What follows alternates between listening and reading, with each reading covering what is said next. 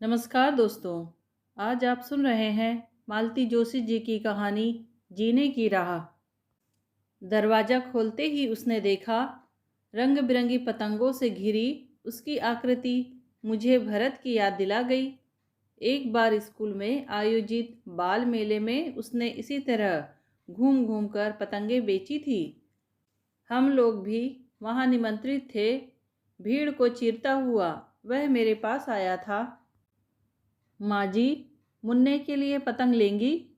देखिए कितनी खूबसूरत है। उसकी आंखें शरारत से चमक रही थी। यह केसरिया दे दो भाई, हमारे बच्चे को यह रंग बहुत पसंद है। मैंने भी ग्राहकी के अंदाज में कहा था। वह पतंग मेरे हाथ में देते हुए बोला था, 10 पैसे निकालिए। 10 पैसे? बाप रे, इतनी महंगी। और मैंने हंसते हुए 1 रुपया उसके हाथ पर रख दिया था और मेरे मना करते हुए भी उसने बाकी पैसे मुझे लौटाकर ही दम लिया था। माँ जी, पैसे पैसे, कुछ कहते कहते मेरी जबान रुक गई। मन वर्तमान में लौट आया। मेरे हाथ में केसरिया पतंग थी और वह लड़का हाथ फैलाए खड़ा था। मैं उसका मुंह देखती रह गई। दोबारा याद दिलाने पर ही पैसे दे सकी। अपना रंगीन तामझाम लेकर जब वह सड़क पर जा रहा था, तब मैंने उसे ध्यान से देखा और मुझे अपने ही ऊपर हंसी आ गई। क्या सोचकर मैंने भरत से उसकी तुलना की थी। भरत का गोरा चिट्ठा रंग था, लंबा छरहरा कद, सुनहरे बाल, नीली आंखें, एकदम यूरोपियन लगता था। याद आते ही कलेजे में कुछ गड़ने लगता था। पर उस एक क्षण को मुझे पता नहीं क्यों उस बच्चे में भरत की छवि दिखाई दी और उसी कमज़ोर क्षण का परिणाम थी यह पतंग जो अब मेरे हाथ में थी। पतंग लेकर मैं भरत के कमरे में आई तो इन्होंने आंखें उठाकर मुझे देखा। लगा कि कहेंगे, यह क्या पागलपन सवार हुआ है तुम पर वह कुछ नहीं बोले। वह खुद कौन कम पागल थे। दिन भर उसकी पुरानी चिट्ठियों को पढ़ते रहते थे। इससे जी ऊब जाता तो उसकी पुस्तकें करीने से लगाते या उसके मेडल्स और कप चमकाते रहते। मैं उनका साथ देती हुई सी दिन भर उसका कमरा साफ करती, उसके कपड़े प्रेस करती, उसकी मेज पर फूलदान सजाती और उसकी प्यारी रिस्ट वॉच में नियम से चाबी देती। उसका बिस्तर हमेशा साफ सुथरा रहता और जूतों की पॉलिश जरा भी धुंधली नहीं पड़ पाती थी। हम दोनों की सारी दुनिया उस एक कमरे में ही सिमट आई थी। कमरे की साज सज्जा इतनी जीवंत थी कि लगता था भरत आजकल में ही छुट्टी से लौट रहा है, जबकि असलियत यह थी कि वह ऐसी लंबी यात्रा पर चला गया था जहाँ से कभी कोई नहीं लौटता। पतंग हाथ में लेकर मैंने सारे कमरे में नज़र दौड़ाई। कहाँ लगाऊं इसे। मेरी नज़र मेज पर गई जहाँ भरत की एनलार्जड फोटो रखी थी। यूनिफॉर्म में नीचे बड़े बड़े अक्षरों में वैशाली ने लिखा था, फ्लाइट लेफ्टिनेंट भरत कुमार। सीमा सुरक्षा दल के लिए रसद ले जाते हुए उसका विमान हिमालय की कंदराओं में कहीं खो गया था। पता ही ना चला। बचपन से उसे आकाश में उड़ने का शौक था। हमेशा ऊंचे आकाश में विचरण करने वाले एरोप्लेन में उसका एक खास आकर्षण रहा। बचपन का यह शौक बड़े होने पर जीवन के ध्येय में बदल गया और मृत्यु ने उसका वरण भी किया तो उसी माध्यम से। केसरिया पतंग मेरे आकाशमार्गी पुत्र के फोटो के ऊपर फहरा रही थी। दूसरे दिन वह लड़का फिर आया। इस बार उसके पास पतंग के साथ कागज की गोल गोल घूमने वाली चरखियाँ थी। तीसरे दिन वह फिर आया, चौथे दिन और फिर पांचवें दिन भी। वह रोज आता, कभी पतंग और कभी गुब्बारे लेकर। इनके साथ कभी बांस से बना बाजा, कभी कार्क की रेलगाड़ी, कभी सिगरेट के खाली डिब्बों का खूबसूरत थैला, कभी चाय के खाली डिब्बों की कुतुब मीनार। उसके नन्हे कलाकार हाथ इन फेंकी हुई चीज़ों में ऐसा जादू भर देते थे कि मुझसे लौटाते नहीं बनता था। मैं उसकी परमानेंट ग्राहक बन गई थी और भरत की मेज पर खिलौनों की भीड़ सी होने लगी थी। जूतों के खोखों से बनी 2 बसों के लिए तो मुझे एक स्टूल की भी व्यवस्था करनी पड़ी थी। एक बार जब वह आया तो उसके पास एक गुड़िया थी। माँ जी, बेबी के लिए यह लेंगी? मैं गुड़िया की तरफ देखती रह गई। वैशाली का बचपन याद आने लगा। तब गुड़ियों की जैसे घर में भीड़ हो गई थी। बहुत अच्छी नहीं बनी है ना? मेरी चुप्पी का उसने और ही अर्थ लगाया। दरअसल माँ के पास रंग बिरंगी कतरनें नहीं थी, इसलिए आपके पास हो तो दे दीजिए, बढ़िया गुड़िया बन जाएगी, बिल्कुल फ्री में। उसने फ्री में कुछ इस अंदाज में कहा कि मुझे हंसी आ गई। बड़ी मुश्किल से अपने को रोककर मैंने पूछा, माँ क्या गुड़िया बनाती है? हाँ, फुर्सत मिलती है तभी बैठ जाती है। और समय काम पर जो जाना होता है? नौकरी करती है? नहीं, 2 घरों में खाना बनाती है। खाली समय में किसी न किसी के पापड़, अचार, बड़ियाँ बनवा देती है। पिताजी? वह चुप हो रहा। मुझे लगा जैसे मैंने अनजाने ही उसे दुख दिया है। विषय बदलने की गरज से पूछा, पढ़ते हो? जी हाँ, मिडिल बोर्ड की परीक्षा दी है। अभी छुट्टियों में थोड़ा धंधा करके पैसे जोड़ रहा हूँ। साइंस की फीस ज़्यादा लगती है ना, माँ दे नहीं सकेगी। साइंस लोगे? जी हाँ, डॉक्टर जो बनूँगा। और कहते कहते वह ऐसे शर्मा गया जैसे लड़कियां शादी की बात पर शर्मा जाती है। मेरा मन भर आया। 2 कौड़ी के खिलौने बेचकर डॉक्टर बनने के सपने देखने वाले इस बच्चे के लिए मुझे ममता सी हो गई। फिर तो जैसे नियम सा बन गया। इस घर से वह कभी निराश नहीं लौटा। माली बाबा ने 2-4 बार उसे टकराना भी चाहा, पर मेरी दिलचस्पी देखकर वह चुप रहा। नन्हे फेरी वाले को भी मुझ में आस्था हो गई थी, क्योंकि उसका बिजनेस यहाँ खूब चल रहा था। वह सबसे पहले मेरे यहाँ आता और अपनी बेस्ट चीज़ों का प्रदर्शन करता। गुड़िया के आगमन के बाद उसके लिए छोटा पलंग आ गया था। जूते और साबुन के डिब्बों से बना हुआ बंगला भी आया था। शीशी के ढक्कनों से बनी छोटी तराजू थी। सिगरेट की पन्नियों के गहने थे। सूखी हुई गिलकी तोरई से बना पर्स था। बुनने की पुरानी सिलाइयों की मदद से बनाया गया एक झूला भी था, जो लॉन में लगाया जा सकता था। इन सब चीज़ों के आकार प्रकार बहुत अच्छे नहीं थे, पर उसकी कल्पना शक्ति की दाद देनी पड़ती थी। अक्सर हम लोग देर तक बातें करते रहते। इन बातों के द्वारा मैंने उसकी दोनों बहनों के बारे में, माँ के बारे में, स्कूल और टीचर्स के बारे में काफ़ी कुछ जान लिया था। मुझे मालूम था कि छोटी उमा बहुत शैतान है, रमा बहुत अच्छा गाती है, माँ की मालकिन मिसेज भंडारी मोटी है, हिंदी के गुरुजी शुद्ध न रखी, वे हमारी हर बात झेलने को तत्पर रहे, नौकर छाया की तरह इर्द गिर्द मंडराते रहते। हम लोगों को पानी हाथ से लेकर पीना नहीं पड़ता था। और बच्चे, वे तो इतने प्यारे थे, ऐसी मीठी मीठी बातें करते कि गहरी से गहरी उदासी भी दूर भाग जाए।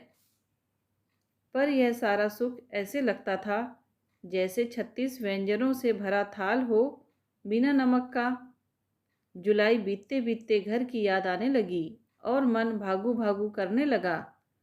बच्चों के स्कूल शुरू हो गए थे और दिन पहाड़ से लग रहे थे। बरसात में रास्तों के खराब होने का भी डर था, इसलिए अगस्त के पहले हफ्ते में ही हम लोगों की स्थिति किसी भटके हुए बच्चे की सी हो गई थी। नगर सीमा में प्रवेश करते करते ही ड्राइवर ने बताया कि पेट्रोल ख़त्म है। शहर में उस छोर पर घर था। पेट्रोल पंप की शरण लेनी पड़ी। थकान से निढाल होकर मैं पीछे की सीट पर लुढ़क गई थी। ड्राइवर ऑर्डर दे रहा था, गाड़ी साफ करना भाई ज़रा। गाड़ी की हालत वाकई ख़राब हो गई थी और गफूर अपने श्रम की बचत करना चाह रहा था। चलते समय बख्शीश के लिए एक नन्हा हाथ अंदर आया तो हम दोनों चौंक उठे। वही था, बाल बहुत ज़्यादा बढ़ गए थे, कपड़े कुछ ज़्यादा मैले हो गए थे, पर आंखें वही थी, विश्वास की चमक लिए हुए। तुम यहाँ? जी, छोटी बहन को टाइफाइड हो गया था, इलाज में काफ़ी पैसा लगाना पड़ा, कर्ज हो गया है।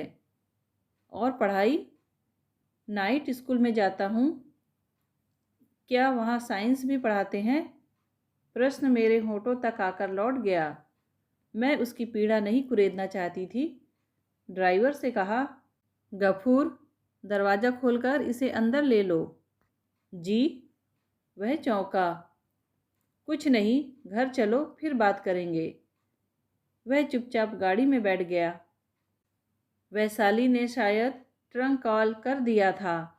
घर द्वार सब खुला हुआ, साफ सुथरा मिला। ये तो निढाल होकर सोफे पर लेट गए। वह सुकुड़ा सा कुर्सी पर बैठ गया। मैंने भरत की अलमारी खोली। फिनाइल की गोलियों की गंध नाक में भर गई। कपड़े ऐसे रखे हुए थे जैसे अभी अभी कोई आकर इन्हें पहनेगा। मेरी आंखें भर आई। कब तक मैं इन्हें इस तरह सहेज कर रख सकूंगी? धीरे से मैंने एक जोड़ी कपड़े निकाले, उसके पास आकर कहा, मेरे साथ आओ, तुम्हें बाथरूम दिखा दूं। हाथ मुंह धोकर फ्रेश हो लो, फिर बात करेंगे।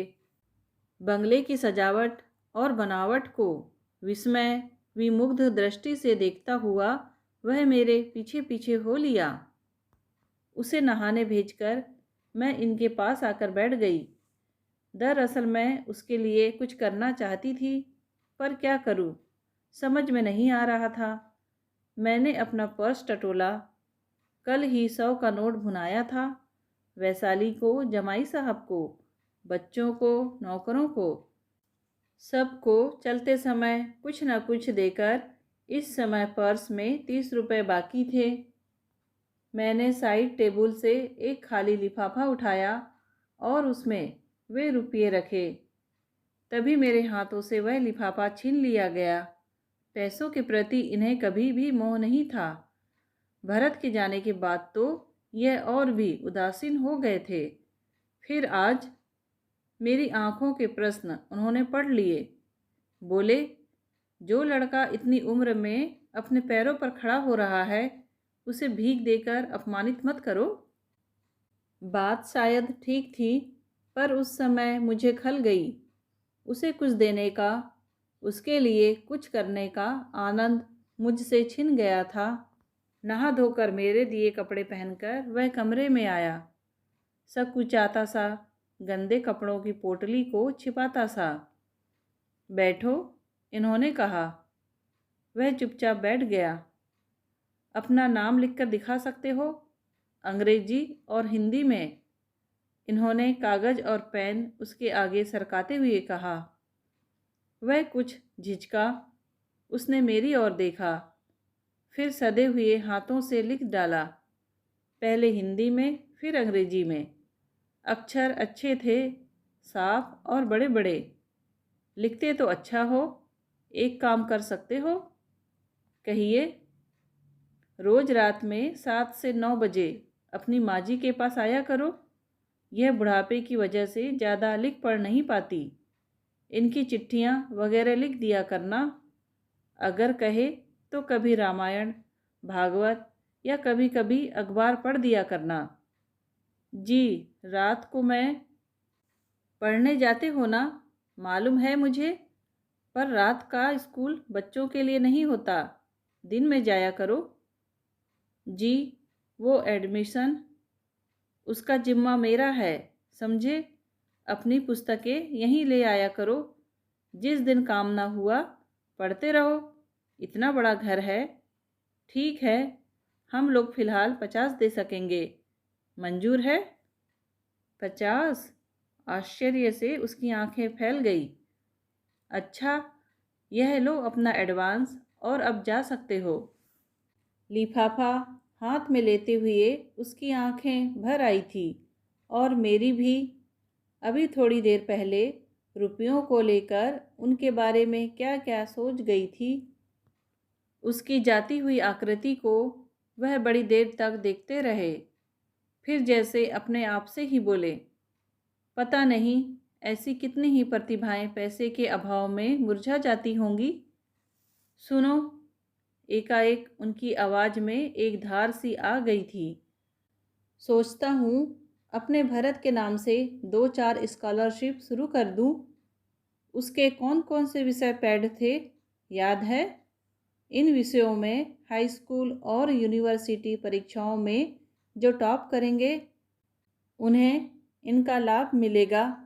उसके स्कूल और कॉलेज में भी कुछ छात्रवृत्तियां अलग से प्रारंभ कर दूंगा। कल ही प्रिंसिपल को लिख दूंगा। फिर जैसी कि इनकी आदत थी, योजनाएं बकायदा लिखी गई। हम दोनों ने मिलकर कुछ संशोधन भी किए। समय का कुछ पता ही ना चला। राम लखन जब खाने को कहने आया उस समय 9 बज चुके थे और हमारे सामने 3 फुल स्केप कागज का मसविदा तैयार था। कल सुबह ऑफिस में जीवन का पहला काम होगा इन्हें टाइप करना। इन्होंने उठते उठते कहा। ऑफिस? मैंने चौंक कर कहा। ऑफिस में इन्होंने पिछले साल भर से पाँव तक नहीं दिया था। जीवन हमारा टाइपिस्ट और जूनियर्स ही सब काम देख रहे थे। मुवक्किल आकर लौट गए थे। आप ऑफिस जाएंगे? मैंने फिर कहा। और नहीं तो क्या, घर पर कोई पैसे दे जाएगा। योजनाएं तो खूब लंबी चौड़ी बनाई हैं, लेकिन रुपया कहाँ से आएगा? फिर कुछ रुककर बोले, अब तो मैं कंजूस नहीं हूँ ना। मैंने कब कहा था? हाँ, कहा तो नहीं था, पर सोचा तो था। और इनके चेहरे पर एक शरारत भरी मुस्कुराहट फैल गई। साल भर में यह पहली बार मुस्कुराए थे। दोस्तों, कहानी पसंद आई हो तो प्लीज़ लाइक, शेयर और सब्सक्राइब ज़रूर कीजिए। कहानी सुनने के लिए आपका धन्यवाद।